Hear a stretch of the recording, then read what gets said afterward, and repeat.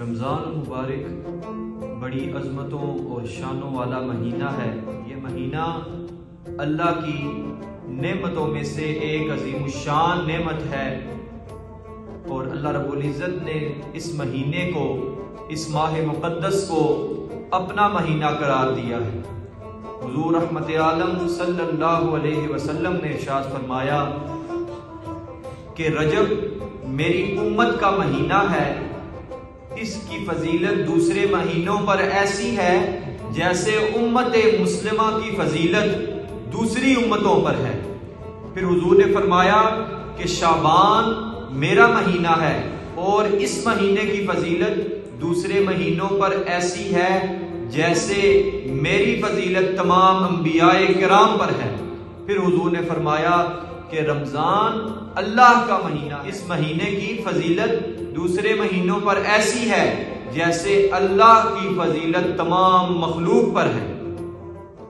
رمضان المبارک وہ مہینہ ہے کہ جس میں اللہ کی رحمتوں کا نزول ہوتا ہے، مغفرت اور بخشش عطا ہوتی ہے، بندہ مومن کو جنت کی بشارت مل جاتی ہے، وہ پاک صاف ہو کر جنت کا مہمان بن جاتا ہے۔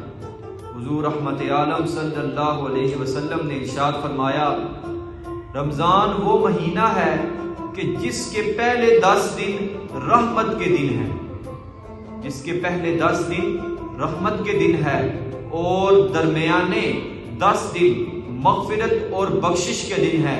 پھر حضور نے فرمایا اور رمضان کے آخری 10 دن دوزخ سے آزادی کے دن ہیں۔ یہ ماہ مقدس صبر کا مہینہ ہے، کیونکہ روزہ دار سارا دن، سارا مہینہ صبر کرتا ہے، شدید بھوک اور پیاس پر صبر کرتا ہے۔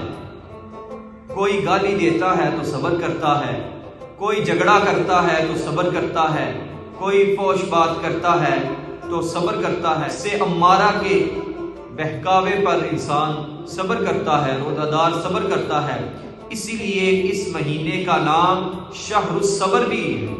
رمضان المبارک کو شہر الصبر بھی کہا جاتا ہے، یعنی صبر کا مہینہ، جیسا کہ حدیث پاک میں ہے۔ حضور رحمت عالم صلی اللہ علیہ وسلم نے ارشاد فرمایا صبر کے مہینے یعنی رمضان المبارک کے روزے رکھو، اور ہر مہینے 3 روزے رکھا کرو۔ حضور نے فرمایا رمضان المبارک کے سارے روزے رکھا کرو، اور عام مہینوں میں 3 روزے ہر مہینے رکھا کرو۔ اللہ تعالی ہمیں اس مہینے کا پورا ادب کرنے کی توفیق عطا فرمائے، اور رمضان المبارک کی قدر کرنے کی توفیق عطا فرمائے، اور صحیح خشوع و خضوع کے ساتھ عبادت کرنے کی توفیق عطا فرمائے۔